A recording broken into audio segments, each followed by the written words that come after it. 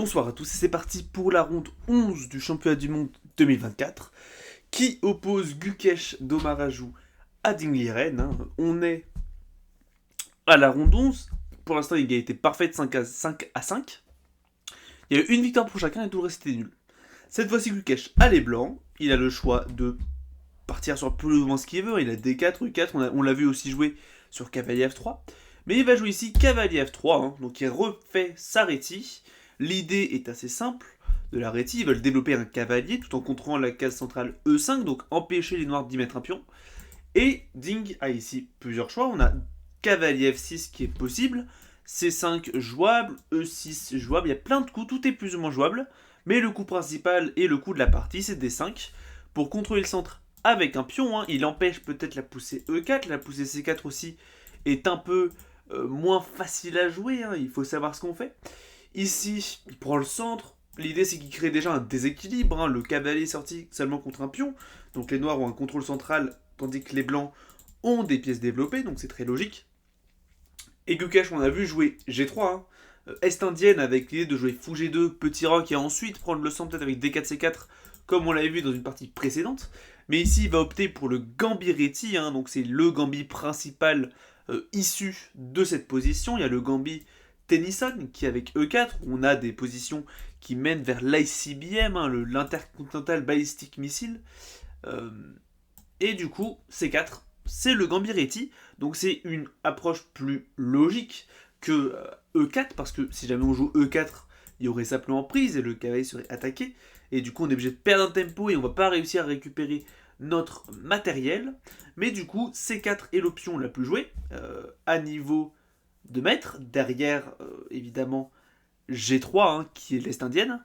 L'approche est très logique, les blancs viennent taper un peu le centre noir, forcer une réaction, sinon par exemple si les noirs jouaient cavalier F6, il y aurait par exemple prise, c'est la menace, avec D4 puis E4 qui arrive très rapidement, pour prendre un centre complet, ce qui est très embêtant pour les noirs, si jamais ils n'ont pas de centre à l'ouverture, ça peut causer problème. Donc du coup, qu'est-ce qu'ils font à part ça? En réalité ici, plein d'amateurs jouent prise, mais ici il y aurait E3 qui va rapidement récupérer le pion, et si tu défends, il y a A4, suivi de prise, puis cavalier D4, avec du dame F3 qui arrive pour taper la tour. Globalement, c'est très compliqué à défendre et les blancs ont un avantage. Donc l'idée, c'est qu'ici, c'est un faux gambit, un peu comme le gambit dame ou le gambit viennois, où du coup, les blancs vont venir sacrifier, entre guillemets, un pion, mais si on le prend, on est mort. Donc ici, les noirs doivent réagir adéquatement. E3 ou E6 ou C6 transposerait dans un gambit dame refusé ou une slave après D4 pour prendre le centre. Donc ici, le seul coup qui ne transpose pas, qui a des lignes exclusives au Gambit-Réti, et la ligne que Dingliren a jouée, c'est-à-dire D4, variante d'avance, où ici, les noirs vont venir tout simplement avancer leur pion, peut-être tenter de freiner le développement des blancs, parce que ici KVC3 n'est pas possible, ça serait en prise par le pion. Et leur idée, essentiellement, un truc qu'ils aimeraient faire dans le futur serait jouer sur C5, E5 et F6 pour installer un très fort centre de pion et réussir à donner un socle à ce pion noir qui est extrêmement gênant pour les blancs, parce qu'il est très poussé, mais le problème c'est que du coup pousser le pion aussitôt peut permettre aux blancs de créer des faiblesses. Ici Gukesh a plusieurs choix, mais il va opter pour une option logique et le coup principal des maîtres, c'est-à-dire B4. C'est-à-dire un coup assez bizarre, on voit rarement ça à niveau de maître, ce genre d'ouverture très exotique, mais l'idée est de peut-être placer un fou en B2, peut-être empêcher la poussée C5, qui viendrait être logique pour défendre le pion, et simplement prendre de l'espace à L-Dame, peut-être jouer sur B5, C5, A4. Globalement, on prend de l'espace, c'est l'idée. Mais du coup, ensuite, que faire? Les noirs doivent réagir, parce que sinon, on pourrait jouer un coup comme fou B2 et mettre encore un peu plus de pression sur le pion central ici en D4, et ils ne veulent absolument pas le perdre. Donc ici, le coup principal de la position, c'est le coup C5, que l'on appelle parfois le gambit de Michel, je ne sais même absolument pas pourquoi honnêtement, mais c'est un coup qui est très logique, où les noirs viennent simplement défendre le pion. Et si on venait à prendre, ce qui peut être logique, parce que le gambit peut paraître prenable, mais ici il y a cavalier 6 suivi de E5. Ici par exemple, G3 serait le coup principal, mais il y aurait E5, suivi du coup de fou prend pion. Et ça commence à être chaud parce que du coup les noirs récupèrent leur pion de moins, hein, ils réussissent à avoir un fort centre de pion. Donc c'est pas réellement rentable ici pour les blancs d'accepter le sacrifice. Et donc c'est pour ça que Gukesh va ouvrir un contre-sacrifice. Ligne principale, ce qu'on appelle le Gambit Blumenfeld inversé. Le Gambit Blumenfeld étant un Gambit avec les noirs normalement. Ici on joue avec les blancs et on va jouer E3. Ici, du coup, plusieurs choix. L'idée c'est qu'ici le sacrifice déjà serait dès prend E3. Ici le pion est attaqué. Si jamais on fait rien, si on prend ce pion par exemple, il y aurait pion prend sur échec, donc on est obligé de récupérer le pion. Du pion F, et on va voir pourquoi juste après, C prend B4 et D4. Et l'idée c'est qu'en fait maintenant, on a réussi à avoir un très fort centre de pion, avec un pion ici qui est vulnérable, hein, c'est l'idée du Gambit, mais du coup les noirs, eux, vont essayer de tenir ce pion de plus, en jouant sur E3 pour ouvrir le fou, celui de cavalier F3, fou E3 et petit roc par exemple, tandis que les blancs, eux, vont essayer de jouer sur l'activité de leur pièce, avec A3 pour sacrifier celui de prise du coup, pour ouvrir fortement le fou ancien qui n'a pas réellement de choix, et le centre est complètement au blanc. Donc ça c'est le Gambit Blumenfeld qui est l'intention de base de Gukesh, mais évidemment Ding ne va pas jouer ça. Il va en réalité réfléchir ici énormément, il va réfléchir 38 minutes ici dans cette position, ce qui est quand même énorme, hein, sachant qu'on est au coup 4 des noirs, donc c'est vraiment très très très grand comme possibilité. Ici pour vous dire, après ce coup il lui reste plus ou moins 58 minutes, c'est-à-dire qu'il a dépensé la moitié de son temps pour jouer 4 coups, ce qui est ridicule. Et ici il va finalement jouer cavalier F6, donc peut-être qu'il voulait simplement se remémorer de ses lignes, se rappeler de ses lignes.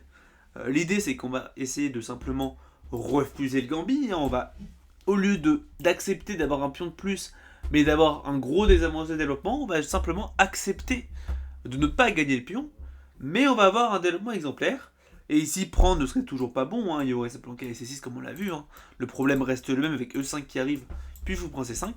Donc ici, les blancs doivent réagir. Ici, le coup principal serait un coup comme B5, pour essayer de prendre l'espace et rompre la tension entre ces deux pions, et éviter de perdre un pion. Mais Gukesh va ici choisir une option secondaire, qui n'est quasiment jamais jouée. Ici, il y a 3 parties dans la base de données Lichess, hein, et ce coup, c'est A3 pour venir défendre le pion, ce qui est, ma foi, naturel, mais c'est pas le coup que l'on souhaiterait jouer.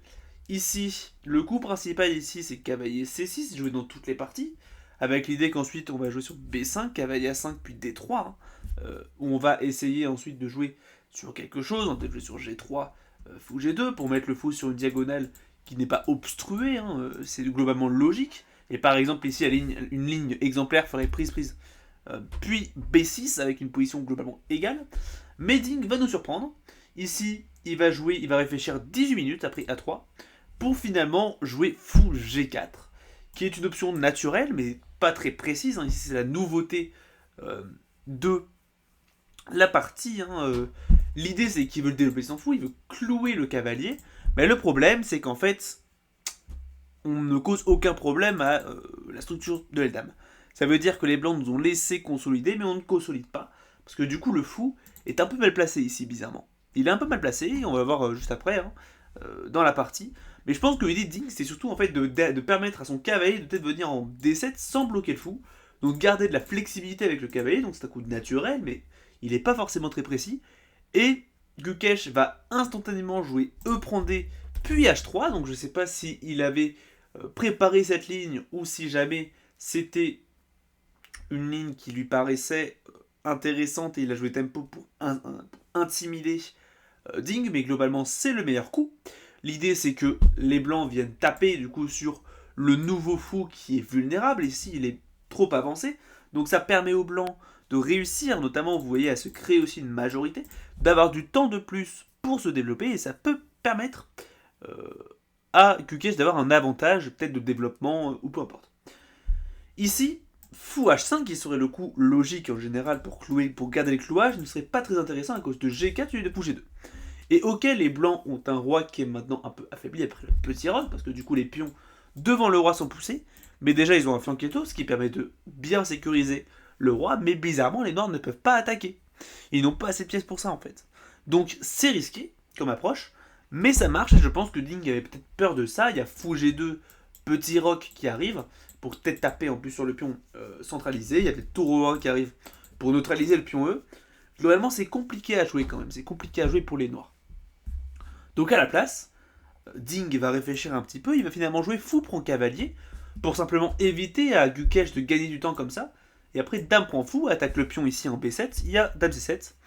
Et là, on a Gukesh qui va réfléchir pour la première fois de la partie. Pour vous dire, il lui restait encore 1 minute 59. Et ici, il va réfléchir 6 minutes pour jouer son coup. L'idée, c'est que Ding défend le pion. Il met pression sur celui-là. Il va peut-être essayer de pousser E5 par la suite. Donc, Gukesh doit réagir. Et ici, il va faire un coup un peu imprécis. Le meilleur coup ici était probablement C5 pour permettre au fou en F1 de trouver de l'activité via la case C4 ou B5. Mais à la place, ici, notre joueur indien va jouer D3 pour tout simplement consolider à fond la structure et peut-être permettre au fou de gagner de l'activité plutôt sur cette diagonale en fianchetto, un peu comme les joueurs de Benoni le font ou de Benko. Mais ici, c'est un peu imprécis. Et Ding va trouver un moyen de forcer Gukesh à faire un coup affaiblissant et il va prendre de l'espace en plus en jouant A5 pour forcer une réaction. Ici, moi, le coup que j'ai analysé en premier, ce n'est pas le coup de la partie, mais qui m'avait l'air très intéressant, c'était fou B2, pour simplement défendre. L'idée, c'est que si jamais les noirs voulaient jouer ici, par exemple, si on joue fou E2, il y a prise, et on ne peut pas récupérer, parce que du coup, la tour serait en l'air derrière. Le but de mon coup, c'est-à-dire fou B2, aurait été de défendre ici le pion, la tour, pour que quand il prend, je puisse être capable de prendre, et comme ça je me suis développé. Je mets pression aussi sur le pion centralisé. Mais ici, le but de Ding, avec ce coup, ça aurait été de prendre, quand même, avec l'idée qu'ensuite il va prendre la tour, puis jouer E5. Et là maintenant on a des gros problèmes, à cause du pion B4 qui est extrêmement faible. Les noirs ont le centre, et du coup la position est clairement avantage noir. Donc c'est l'idée de Ding, qui veut essayer de prendre avantage du fait que ses pions soient relativement faibles pour essayer de peut-être jouer sur le clouage, peut-être accentuer la pression avec E6 pour ajouter un attaquant. Globalement, c'est très intéressant pour lui. Ensuite, Gukesh a plusieurs choix. Prendre n'est pas réellement intéressant parce qu'il viendrait se créer des faiblesses dans la structure de pion, donc il va plutôt jouer B5, un coup logique. Mais le problème, c'est que du coup, il se crée quand même un énorme trou que j'ai marqué ici avec le cercle vert, c'est-à-dire que ici, le pion, enfin la case C5 ne peut plus être attaqué par un pion parce que du coup celui-là, qui aurait pu avancer, est bloqué par le pion en D4 qui, on l'a vu, est extrêmement dangereux. Donc là maintenant, Gukesh, pour survivre à l'affront de Ding, a créé une faiblesse et a créé un trou que Ding va directement prendre avantage avec cavalier B7, enfin cavalier BD7 plutôt, pour se diriger vers la case C5 avec le cavalier. Et ici, Gukesh va mettre 1h02, 62 minutes, 1h02 pour jouer son coup. Pour vous dire à quel point la position devait être critique, Gukesh a réfléchi 1 heure, c'est-à-dire la moitié de son temps, pour ce coup qui, ma foi, était pourtant pas si grave. Je pense que Gukesh a surtout eu un mental breakdown, comment dire en français, une remise, un retour à la réalité, quand il a vu que cette position puait, quoi. Dans le sens où ici, il a des faiblesses de partout, il n'a pas de pièces actives, quasiment toutes ses pièces sur la première rangée, et quand on compare, Ding, lui, il a un pion qui est hyper centralisé, des pièces très actives, et il va pouvoir très simplement roquer avec E6 ou E5, fou E7 ou fou D6, puis petit rock, par exemple. Donc je comprends un peu l'heure que Gukesh a dépensé. C'était probablement pour calculer peut-être des coups comme A4 x A3, mais surtout pour digérer en fait la position, et il va jouer G3. Après cette heure, du coup, c'est logique, c'est son plan de développement classique, il va vouloir jouer sur fou G2, puis petit roc, pour mettre le fou sur la grosse case, grosse diagonale extrêmement puissante, donc au moins il a un peu de compensation pour le centre, parce que le fou en G2 sera extrêmement puissant.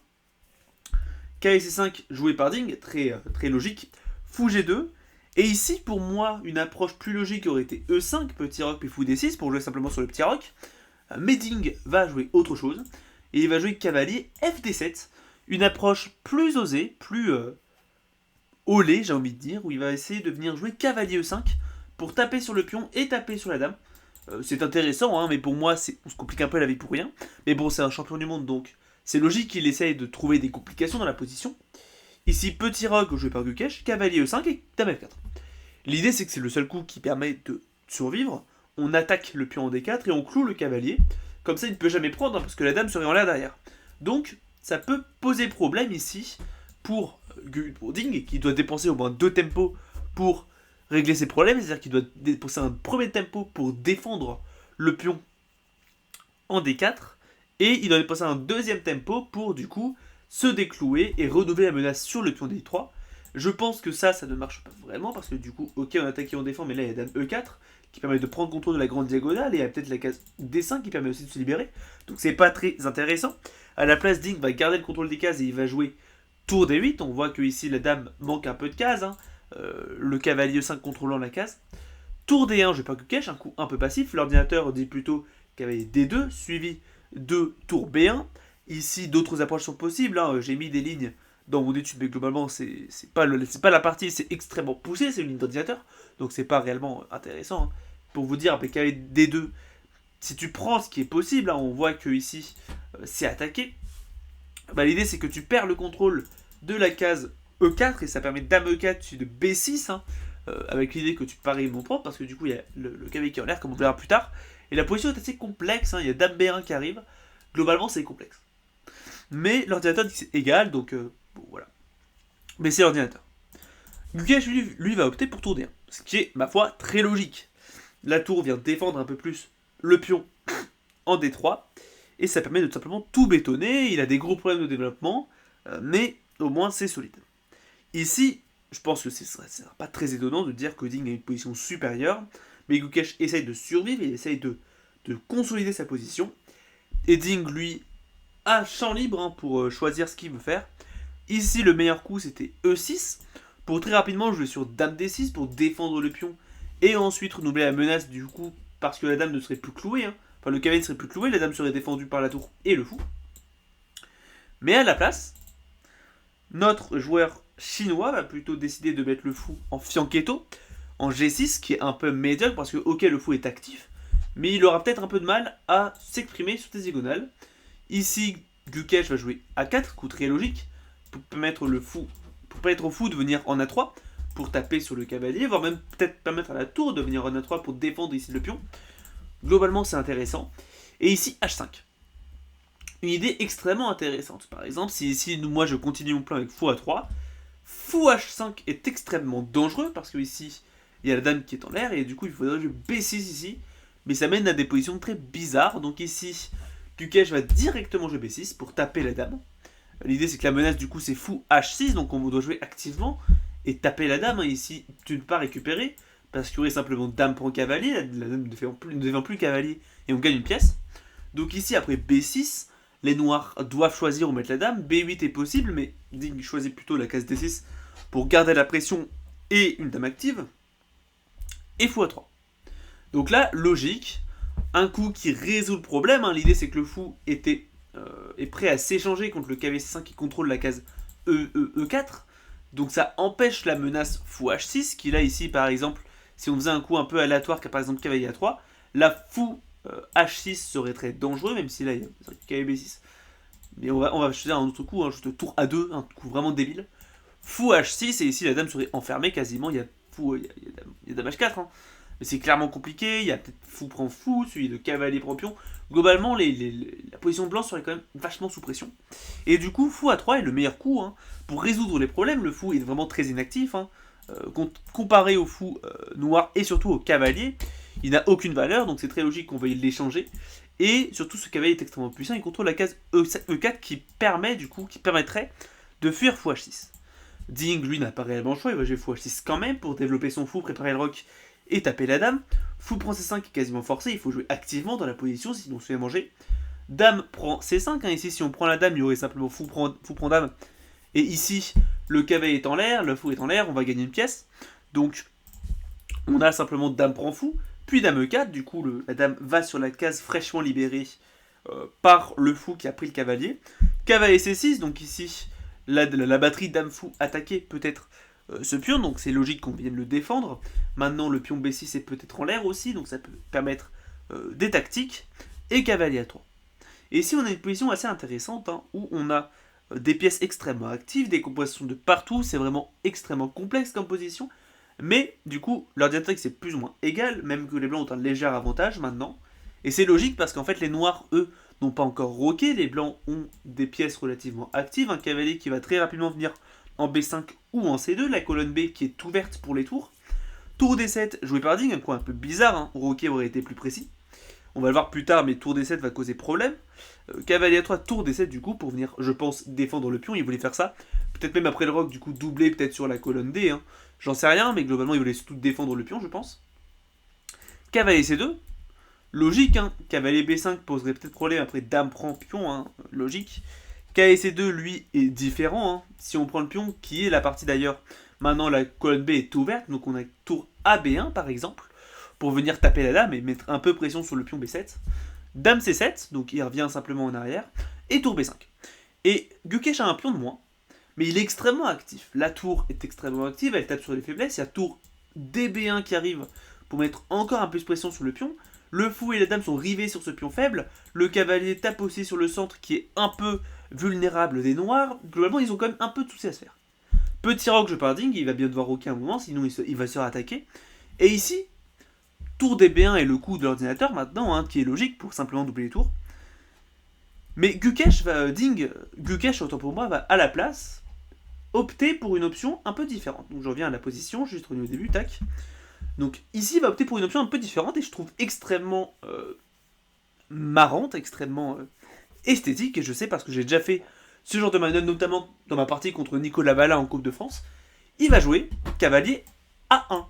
Il va venir dans le coin. L'idée, c'est que normalement, un cavalier dans le coin est vraiment très mauvais. Il contrôle que deux cases. Hein. Il contrôle la case A3 et B2, alors qu'un cavalier au centre en contrôlerait 8, pour vous donner un ordre d'idée. Mais en fait, l'idée que Gukesh voulait faire, c'est simplement redéplacer son cavalier vers B3, d'où ici il attaquerait le pion, et peut-être même venir vers la case C5 ici, d'où ça attaquerait la tour, et encore le pion en B7 pour mettre encore un peu plus de pression. Et globalement, le cavalier est vraiment très très fort sur ces cases, et ça risque de poser problème, hein, à Ding pour sa position, quoi, parce que le cavalier sera vraiment extrêmement actif et contrôlera des cases très faibles. Tour B8, j'ai par Ding, donc il essaie de défendre sa position. Cavalier B3 et E6. Erreur. L'ordinateur dit ici tour D6, mais honnêtement je ne comprends pas vraiment, hein. L'idée c'est qu'ici après il dit cavalier 5 puis tour F6, avec une position apparemment relativement égale avec cavalier E4 qui arrive. Mais bon, globalement c'est vraiment très très space comme approche, donc ça m'étonne pas que Ding ne l'ait pas vu. Parce que c'est clairement un coup d'ordinateur, hein, c'est un coup psychopathe même. E6 joué par Ding à la place, donc il contrôle la case centrale compréhensible. Il va peut-être aussi remanœuvrer son fou qui n'a pas réellement de rôle vers la case F8 puis la case B4 pour avoir une meilleure portance. Cavalier C6 joué par Ding, par Gukesh, hein, donc il attaque les faiblesses. Tour E7 et tour BD1. Ici, Gukesh avait moyen de prendre un gros avantage. Après, cavalier prend pion, tour prend cavalier et dame prend cavalier. Où ici il n'a pas gagné de matériel, mais il ne peut jamais vraiment récupérer la tour, hein, Ding. Parce que du coup, il y aurait A prend B avec deux pions passés liés. Donc ça, c'est extrêmement compliqué. Et la dame et la tour sont vraiment extrêmement actifs. Il y a tour DB1 qui arrive pour contrôler très bien la case ouverte, la colonne ouverte B qui est extrêmement importante. Donc c'est un moyen très facile, entre guillemets, hein, enfin très concret, entre guillemets, ce que je voulais dire pas facile, d'avoir l'avantage. Évidemment, s'il l'a pas vu, c'est que il devait y avoir des complications que je n'ai même pas vues. Ici, il va décider plutôt à la place de jouer directement tour DB1 pour doubler les tours sur la colonne B et attaquer un peu plus le pion. Et ici, le meilleur coup était cavalier B4 pour venir simplement fermer la colonne de la tour et sacrifier le pion. Hein. En réalité, tu n'as pas vraiment le choix. Mais pour moi, évidemment, sacrifier le pion comme ça, c'est un peu contre-productif. Hein. Ici, on voit pas vraiment l'intérêt. On va quand même finir par un pion et avec une position probablement moins bonne. Mais Ding va faire l'impensable. Il lui doit lui rester 7 minutes. Hein. Il doit être en zeitnote. Et ici, il va faire une erreur critique. Une erreur, pas bête, mais une erreur fatale. Et il va jouer un coup qui est parfaitement naturel, dans le sens où le pion est attaqué pas mal de fois. Et il va jouer dame C8, avec l'idée de libérer la vue de la tour, pour avoir 3 défenseurs. Hein. L'idée c'est que le cavalier bloque entre grosses guillemets la vue de la dame. Mais ici, en réalité, quand j'ai vu ce coup, j'étais choqué parce que en fait, c'est un gars de mon club, hein, qui est venu me voir et il m'a dit oh regarde, Ding a perdu une pièce en 1. Donc je vois la partie et je vois ce coup. Et en effet, c'est choquant. Parce que, ok, stratégiquement, ce coup est bon, mais tactiquement, ça va pas. Si vous voulez essayer de trouver le coup qui gagne instantanément pour les blancs, vous pouvez essayer. Ici, le coup est assez intéressant, hein, quand on regarde les captures, les échecs capture-attaque, on voit assez rapidement que la dame peut prendre le cavalier. Et Gukesh va le jouer en 10-20 secondes, hein, et Ding va directement bedonner. Parce que quand on examine la position, on se rend compte qu'en fait, peu importe ce que Ding fait, il va finir par perdre une pièce. Ici, soit il ne prend pas, et dans ce cas-là, il va en plus perdre le pion, donc ici il va être complètement perdant, parce que du coup, toutes les pièces blanches sont rivées sur le pion B7, et si jamais le pion B7 tombe, la position noire entière tombe. Si jamais tu prends la dame avec ta dame, je vais prendre simplement du fou. Et ici, tu ne peux pas récupérer parce que la tour serait là derrière. Et si jamais à la place tu te dis, bah d'accord, mais moi je vais prendre du pion et j'ai gagné la dame, mais la tour prend tour. Et là, la dame est enfermée. Enfin, elle est clouée, hein. La tour défend et ok, t'as beau par exemple défendre comme ça. Moi je vais prendre et en soi, bah, j'ai fini par avoir une pièce de plus. Donc, c'est une magnifique combinaison trouvée par l'Indien, hein, donc c'est vraiment extrêmement compliqué. Et c'est une pièce de plus, quoi. Il y avait une pièce de plus et Ding a décidé juste d'arrêter le massacre. Après ça, il a juste abandonné, hein. Ce qui est triste parce qu'il était plus ou moins égal. Et là, il s'est fait avoir en un coup. C'est dommage, mais du coup, Ding n'est pas dedans dans ce championnat du monde. Et il finit par perdre cette partie, cette 11e ronde. Du coup, Gukesh prend l'avantage. Il finit à 6-0. Du coup, on se voit pour la ronde 12 demain. Ding Liren aura les blancs, Gukesh aura les noirs. Est-ce que Gukesh gardera son avantage ou est-ce que Ding réussira à remonter? On verra ça demain et dans les secondes suivantes. Je vous dis à demain pour la ronde numéro 12. C'était Aguinatan. Tchuss.